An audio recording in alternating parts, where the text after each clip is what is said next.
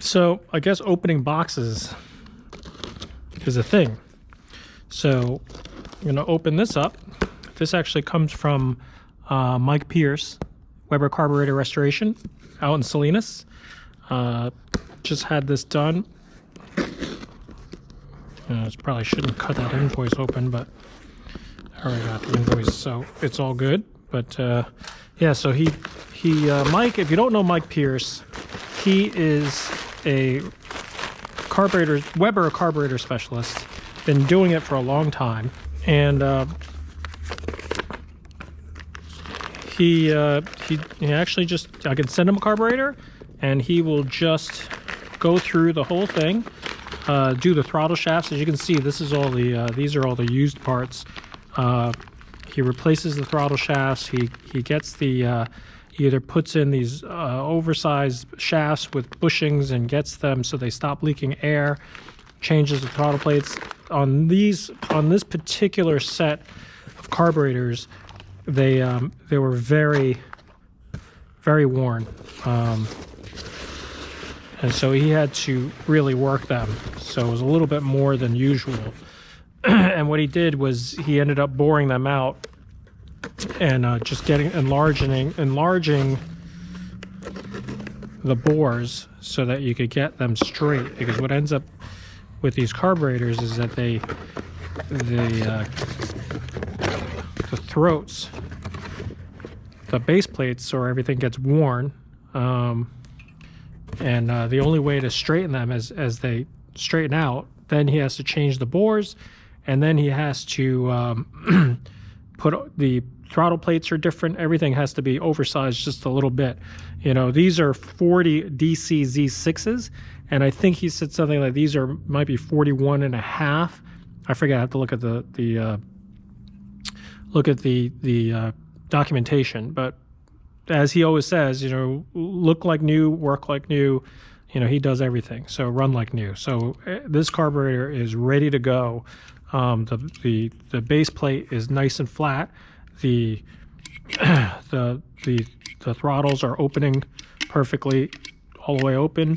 I've got to check to see why that's not opening up. You know, I could see something here. This is a little bent, so maybe that got tweaked because this is actually touching. We have our first little issue here. So that's why you got to kind of check this thing. It looks like this little throttle plate has gotten a little tweaked, maybe in shipping or something. It all was locked in place, so we'll have to go through. But again, this is one of those things where it's like, yeah, it is plug and play. It definitely goes in, and you should be able to. Obviously, he's done a really great job, but you got to check. You know, here's as a prime example. You know, I'm sure when Mike had it, he checked to make sure he had full throttle, full wide open throttle, but you can see right here, it must have been, while it was in the box, boom, you know, it shipped. I bet you if we look hard enough, you could probably see the dent in the box in which this carburetor just kind of got moved around and bent that throttle. So we'll have to move that back. But anyway, so that's the unwrapping. First one out of the box.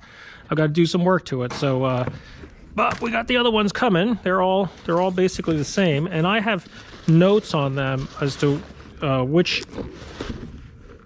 Or rather, I don't think I really need to worry about it, but usually what happens on these carburetors, I'll show you on this next one, is they all have a serial number. So you see this is 40 DCZ6, and then it's 6134 is the serial number on it. And usually what happens is these carburetors, this one's 60, my eyesight is failing me these days, but 6112, and this was 6134. They're close. I mean, they're not sequential, because obviously, you know, Weber delivered all these carburetors, but they're in the 6000 series and 6100 series, so they're you know, they're all within a certain amount of sequential number. So that works for you know, as far as like going back on the car. It doesn't necessarily, they all should be able to go back. So you'll see this one. See, I can open that. Throttle plate is wide open throttle. You have full throttle, but that's because this arm is not tweaked. So again, just checking everything to make sure before I go ahead and bolt them all in and then find out that one of them is hanging up. So that's carburetor number 2.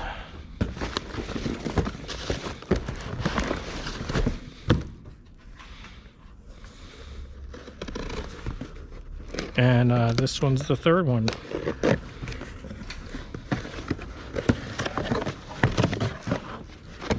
Yeah, you see that little divot right there is where the carburetor slams. I think sometimes in shipping it just rattles around and it can easily get bent. That one, the first one we took out, got bent.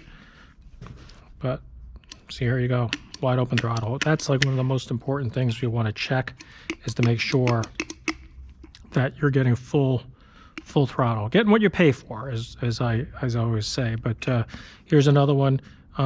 This is 6151. So it's same thing. It's in the ballpark. You know, they now that they've been serviced, they can basically go back wherever they need to go. And looks pretty good. So we're just checking to make sure that everything. I mean, again, Mike puts these on a flow meter and tests everything, so everything should be fine as far as the progression holes, as far as opening, clearing, and everything closes up nice and tight. I'm actually looking forward to putting this on the car and see how different the car runs.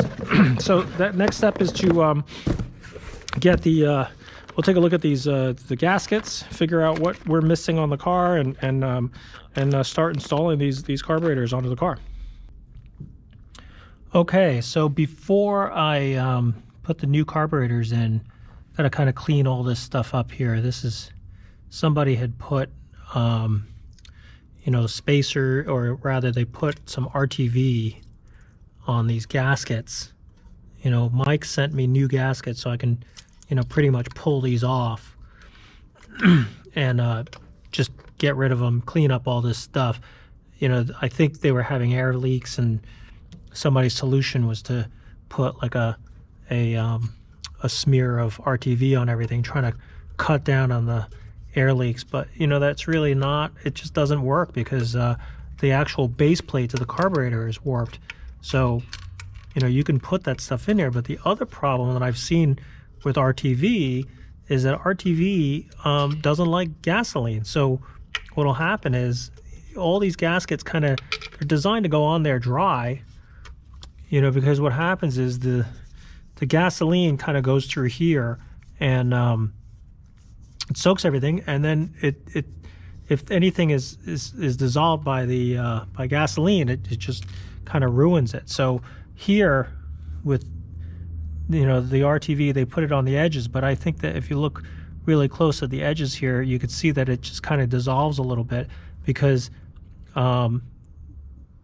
there's always some sort of fuel running around. So I'm going to scrape all this stuff off, clean it up, see if I can get this. See if you take this spacer out, you know, there's old gasket material here as well. So I'm going to clean all this stuff off, get a razor blade and pull this gasket off too, and just kind of put these new gaskets in without any sealant, because we should be able to seal all this stuff back without the RTV. So that's the next job. I cleaned up the base plates and started to put the carburetors back on, and I realized that the choke levers are on the wrong side, because choke cable comes down on this car on the right side, and it looks like Mike put the choke cables bars on the other side. So I'm gonna have to take these carburetors off and flip them over. So got to do that.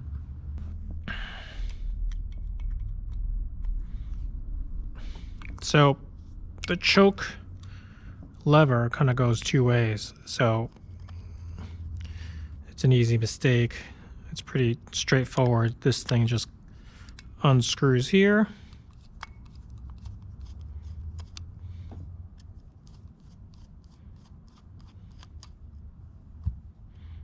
and then we just flip it over.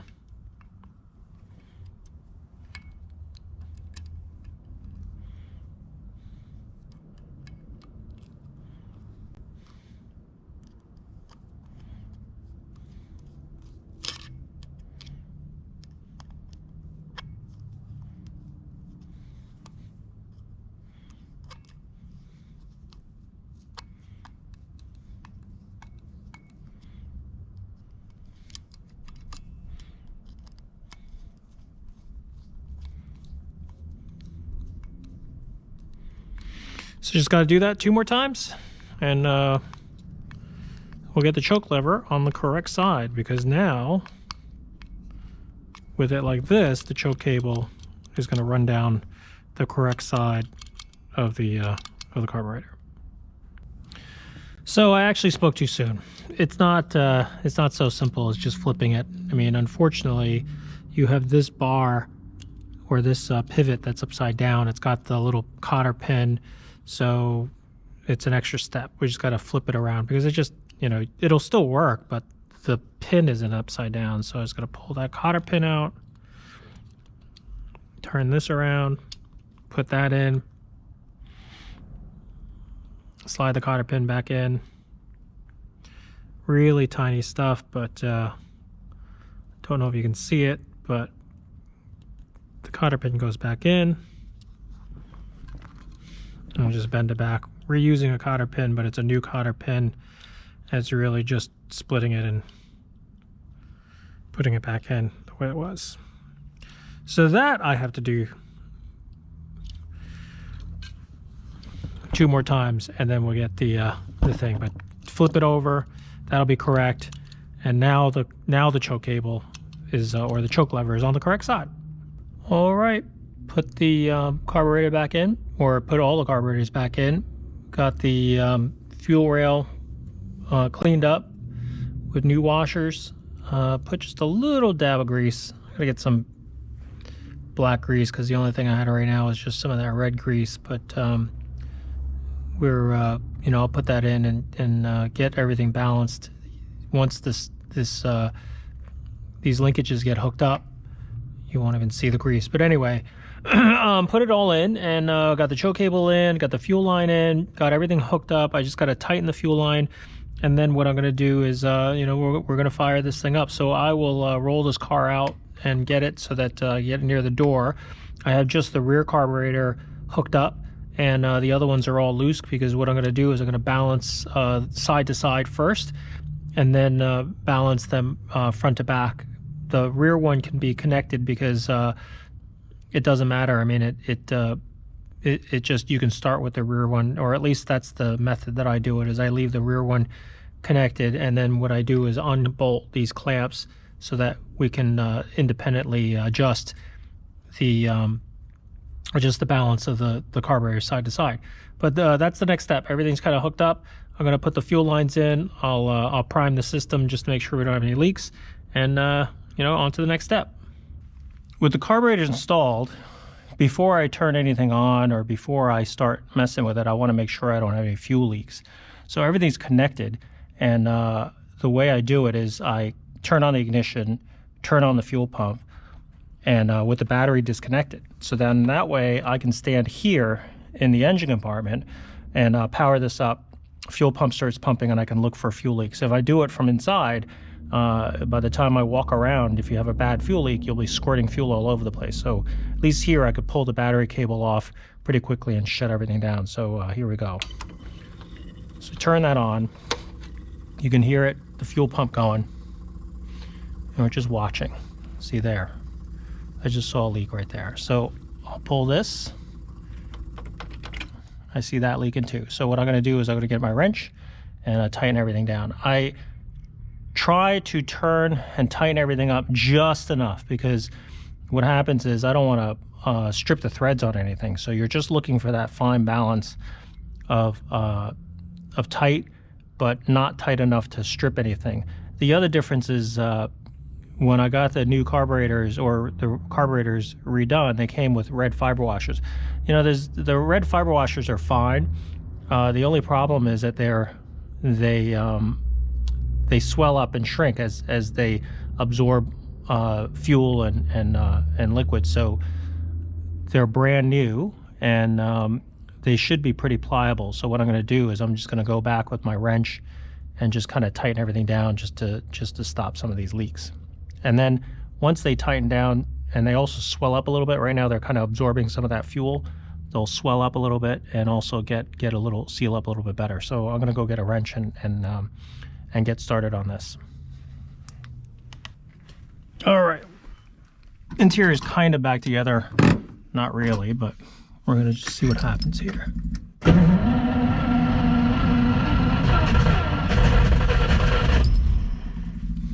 Give it a little bit of gas. Because the carburetors are not hooked up, I'm trying to see if I can get this just started on its own without the linkages, so that way I can just get it to idle.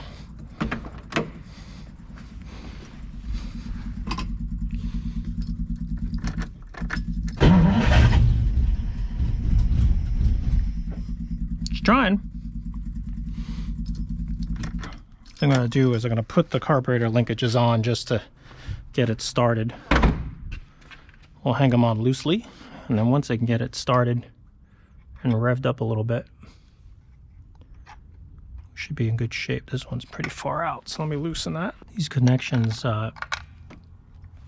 they get adjusted. You can turn the rods, the connecting rods, to get them close, but you can also just loosen these, get those close. Once I get it close, then I can adjust the rods and get everything kind of connected. But for now, we can just do this, and that'll get everything close.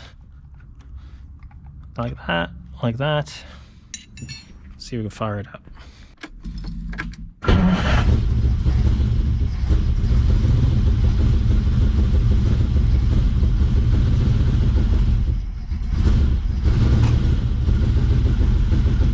I mean, obviously, it's very low, so I'm going to open up the throttle plates just a little bit. When these come adjusted, or they come from Mike Pierce, I'm sure he has it adjusted to the point where the plates are as closed as possible, but you know, each car needs a little bit more or less. So, you know, you just have to get the plate, the bottom throttle plate open just enough to get air. But with it closed off, it might not start immediately. Once I get it tuned, it'll be better, but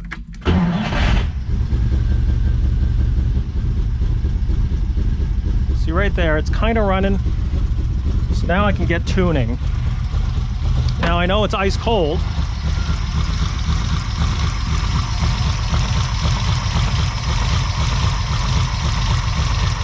Feel like that's way off, that's way high, way low, way low. So first thing I want to do is just get this even, because you can see it's fighting that one. I'm going to open that one up. This one's probably going to need to be closed. So I have these unscrewed. These clamps down here are unscrewed. So right now the throttle plates are working independently to each other. So what happens is, even though they're disconnected, they can still kind of affect each other. So what I'm doing now is just getting it so I can run. See how high that one is? That one's like almost 11. I'm gonna dial it back, make sure it's closed. See, there it goes. I'm gonna open this one back up to about 5. Maybe it's gonna need less than that, but this one's totally open. So we're gonna shut that one down. I'm gonna have to go back to that one.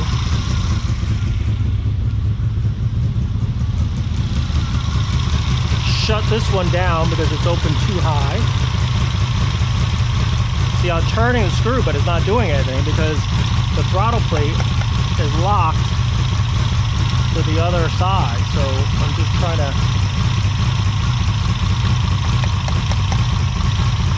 See, there it goes. That's like 5. I take this one up to 5.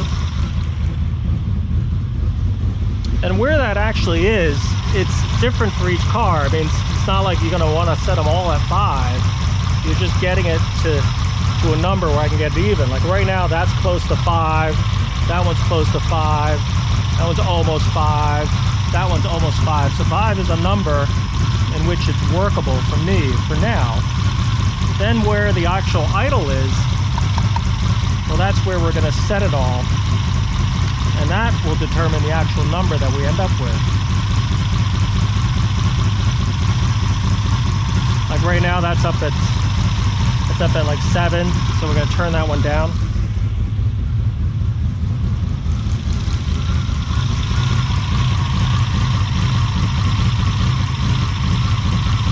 You'll turn it down and nothing happens because the throttle plate is kind of stuck with the other one. So I'm just tapping it down.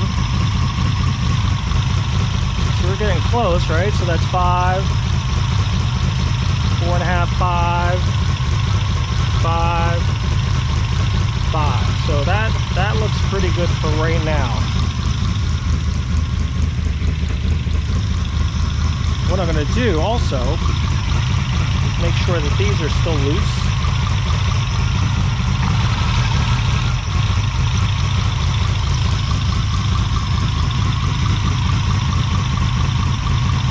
So they're all, the only throttle connector that's connected. I mean, I made a mistake.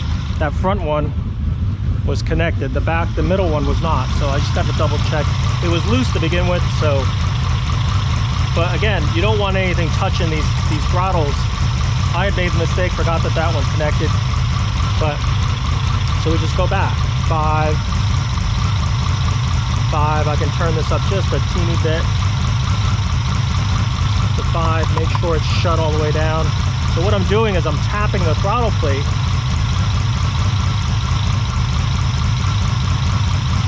because they're interconnected, but they're disconnected, but the friction of the two, because of this clamp, I don't know if you can see this clamp right here. Show you that light. This clamp is loose, but these two are connected to each other. So when you open the throttle, it's not supposed to move the other one, but sometimes they just have a little bit of friction. So what I'm doing is just making sure when I tap this, it's closed.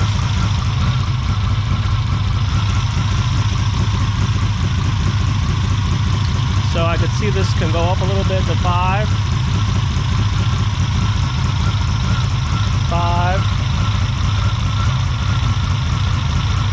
Turn that one down just a little bit.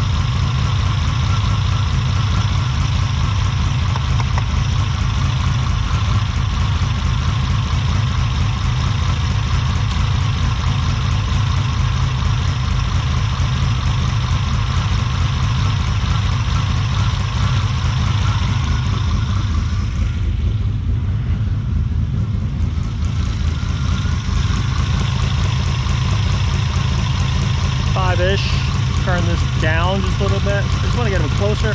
What happens is you'll never get it perfect because what I'm doing is I'm just getting it to run well. And then what I'm going to do is I'm going to check mixture.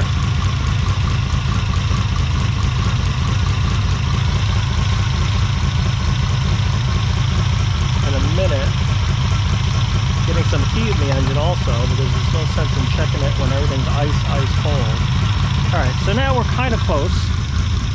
What I can do is I can tighten these throttle linkages together now.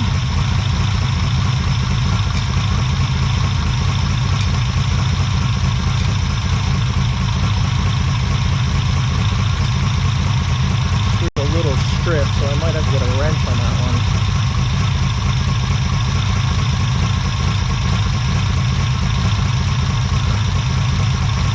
And once I get these clamps adjusted and tightened in, what that does is it locks the two throttle plates together.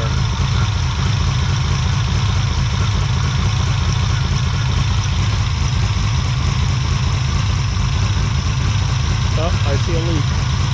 Look at that. The return line is leaking. Alright, we're going to have to shut it off and stop that. See, for some reason this was leaking. So what's going on here? We might have to replace this line. This is probably just too old. Hard. Yeah, let's just replace it. I'll be right back. Okay, so I changed the wires out. So all the got a new wiring loom in. Also re-wrinkled the spark plug tubes, got all that back in. I put new wires in and put new boots, everything. So we just replaced all the ignition wires. It was due, and we just did it all, just did it correctly. Put the grommets in and wires and everything. And if you notice, when I fire it up, there was a clicking noise that was coming in from the ignition. And here, let me fire it up and I'll show you what I'm talking about.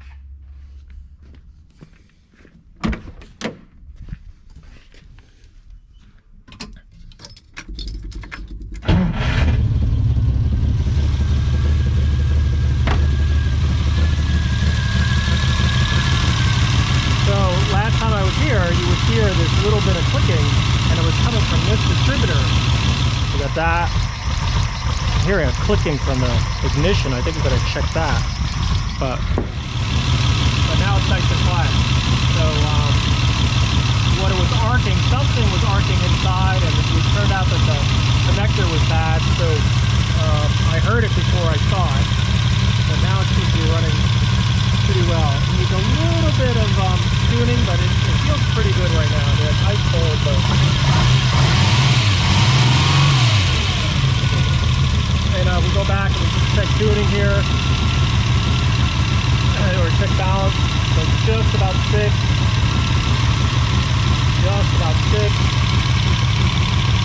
just about 6, just about 6.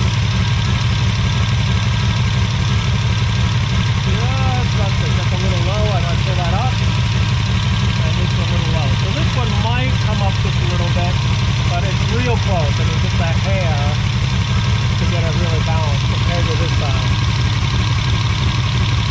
You see it's just a little bit. But I mean, really what happens is you just kind of go around and get it closer and closer. And it'll just start running a little bit better and better, but we're getting there. Okay, so basically all we got to do is just get this tuned and out for a drive, but unfortunately this is what we got going on outside. So wait for this to dry out a little bit, and then we'll take it out and take it for a drive, and we'll get the carburetors closer. But right now we got it pretty much tuned and ready to go, and we'll go from here. But thanks for watching.